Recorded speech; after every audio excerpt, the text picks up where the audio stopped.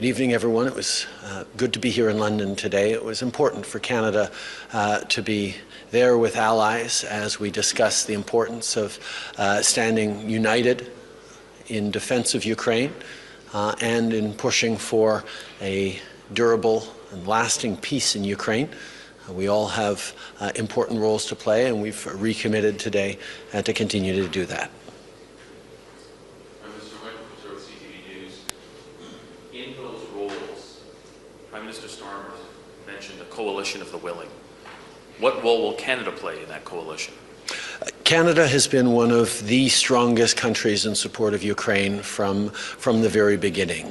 For over 10 years now, we've been training Ukrainian defense forces. We're up to close to 40,000 Ukrainian troops that we have trained over the years. We're continuing to play a significant role in training, as is the UK, who is our primary partner in that. We've also invested close to $20 billion in supports for Ukraine, military, economic, and other. And we're going to continue to be there to support Ukraine as necessary with whatever it takes for as long as it takes, because Ukraine is not just defending its own territory, it's defending the very principles and values that underpin all of our democracies. So as we look at what's going to be necessary in the coming years, I can assure you that Canada and Canadians will be there. Le Canada est là pour l'Ukraine depuis très longtemps. Ça fait plus de 10 ans qu'on fait de la formation en Ukraine, depuis l'invasion illégale il y a 11 ans de la Crimée et certainement depuis l'invasion totale il y a 3 ans. On est là avec presque 20 milliards de dollars en appui. On va continuer d'être là pour l'Ukraine avec l'aide nécessaire. On fait partie des réflexions sur comment on va établir une paix et comment on va garder la paix et s'assurer que ça dure. Et à ce niveau-là, je peux assurer tous nos alliés et surtout nos amis ukrainiens que le Canada continuera d'être au rendez-vous. Prime Minister Starmer said specifically it will mean UK boots on the ground and planes in the air. From your answer, I am taking that will not mean Canadian boots on the ground. Is that, just to finish, is that the case, or are you considering Canadian boots on the ground in the form of peacekeepers down the road? Every step of the way, Canada has looked at the ways it can best help. And as I've said a few days ago, everything's on the table. We know that the Canadian military has ways that it can contribute. We're not going to get ahead of the discussions on how to keep a peace that isn't yet in place. But Canada will be there and is open to doing what is necessary, but those will be decisions taken in the coming years by Canadians and their government. Dylan Robertson of the Canadian Press. Prime Minister, in your audience tomorrow with the King, what is your message for him, and do you want him to speak out for Canadian sovereignty, whether that's in public or when he has his meeting with the President? I look forward to sitting down with His Majesty tomorrow. As always, we will discuss matters of importance to Canada and to Canadians, and I can tell you that nothing seems more important to Canadians right now than standing up for our sovereignty and our independence as a nation. And Prime Minister, what message did you have for Prime Minister Starmer? Did you ask him to speak up for Canadian sovereignty, and is it acceptable that he's taken a pass on that? I can actually highlight that Prime Minister Starmer spoke during a PM question period last week, I believe, on how Canada is a strong and valued ally and partner, I know our allies will continue to be there to count on Canada and defend Canada in our strong sense of identity and independence. Hi, Prime Minister. Tom Perry, CBC. You had some time, we saw today, to talk with President Zelensky. I'm wondering what you can tell us about what you discussed, and I'm specifically curious whether you spoke about his encounter with President Trump and Vice President Vance on Friday. Obviously, I have spent a lot of time with Volodymyr Zelensky over the past years. We had a great sit-down just last week when I was, few days ago when I was in Kyiv to talk exactly about how much Canada stands with Ukraine unequivocally and always, and how much we stand and support him personally as a president, as a leader, as someone who has devoted himself to protecting Ukrainians and indeed protecting the principles and rules that underpin all of our democracies. I have continued to emphasize to him that Canada will always stand with Ukraine. You clearly admire President Zelensky, so I'm wondering what you thought when you saw the treatment that he received in the Oval Office on Friday. I think, first of all, it's important every chance we get to lay out the facts as clearly as possible. In 2014, Russia chose to invade Ukraine, to occupy Crimea and parts of eastern Ukraine. For that, they were kicked out of the G7. And in 2022, they chose to violate the existing ceasefire and invaded Ukraine with the intention of taking Kyiv in 3 days and the entire country in 3 weeks. That has failed. Russia continues to try to fight to claim more land in Ukraine, and we could see an end to this war tomorrow if Russia decided to stop its illegal invasion of Ukraine. On Friday in the Oval Office, President Zelensky pointed out in so many words that Vladimir Putin is a liar and a criminal and cannot be trusted to keep his word in any way, shape, or form, because he has demonstrated time and time again that he will break any agreements. I stand with Volodymyr Zelensky, and I stand with the people of Ukraine. C'est important de se rappeler des faits. La Russie a choisi, il y a 11 ans, en 2014, d'envahir l'Ukraine, d'occuper la Crimée et des sections de l'Est à l'Est de l'Ukraine. Pour ça, ils ont été bannis du G7. Et il y a 3 ans, en 2022, la Russie a choisi de lancer une invasion totale de l'Ukraine et a essayé de prendre la capitale, Kyiv, en 3 jours et avait l'intention de prendre le pays au complet en juste 3 semaines. Mais ça fait 3 ans qu'ils continuent à essayer.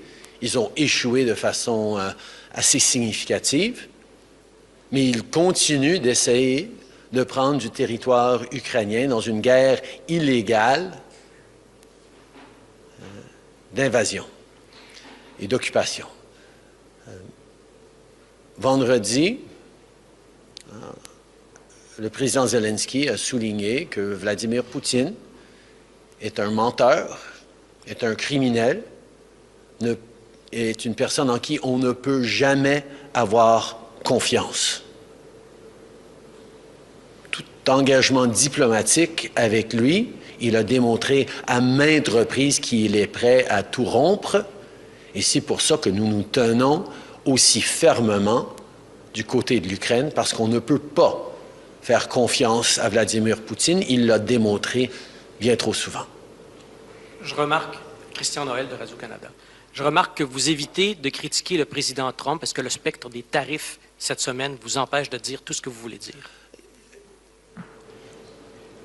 Ça fait plusieurs jours que nous avons des ministres à Washington, des gens qui ont présenté tout ce qu'on est en train de faire et d'investir à notre frontière commune, particulièrement pour contrer le fléau qu'est le fentanyl. On a pris des mesures extrêmement concrètes. On a ajouté des hélicoptères, des drones, des effectifs de personnel aux frontières. On a investi 1,3 milliard de dollars pour plus protéger nos fronts contre le fentanyl vers les États-Unis et les drogues et les fusils qui viennent vers le Canada. On a investi énormément et on a vu d'ailleurs une réduction significative juste depuis de décembre à janvier au niveau des chiffres du fentanyl. Alors, la justification pour les tarifs qui sont proposés sur mardi, sur le fentanyl, n'est tout simplement pas là en termes concrets. Mais évidemment, on sait que les Américains vont faire leur propre choix. Nous travaillons toujours pour essayer d'éviter que ces tarifs soient imposés. Mais si jamais ces tarifs vont de l'avant, comme vous savez tous, comme les Canadiens s'attendent, on a une réponse ferme, proportionnelle et sans équivoque. As you know, this past week we've had a number of ministers and heads of agencies, including the CBSA and the RCMP, in Washington to share the concrete measures that we've moved forward with on the border, whether it's the $1.3 billion that have led to new helicopters, drones, 10,000 personnel now across our borders. These are measures that have seen significant reductions in even the small amount of fentanyl that was passing across our borders. This is work that we are doing, as we always have, with the United States to ensure the safety of our border from illegal flows in both directions. The facts establish very clearly that Canada is not an issue in terms of source of illegal fentanyl into the United States. We had about less than 1% when we first started talking about this many months ago. That number is significantly lower than that, even now. But we all know the American administration will make its own choices in terms of tariffs. We will continue to work to ensure, to do everything we can to make sure that there are no tariffs on Tuesday. But if ever there were tariffs on Tuesday, as we have all seen, as we were ready to do last time, we will have a strong, unequivocal, and proportional response as Canadians expect.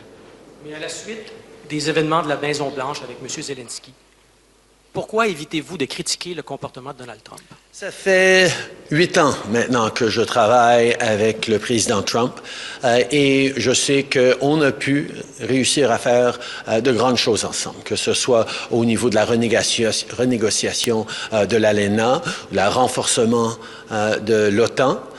On va continuer d'être ferme dans nos valeurs canadiennes, mais on va continuer à essayer de rassembler tout le monde autour de valeurs et de principes communs. Et ça se fait avec des conversations directes, mais en personne.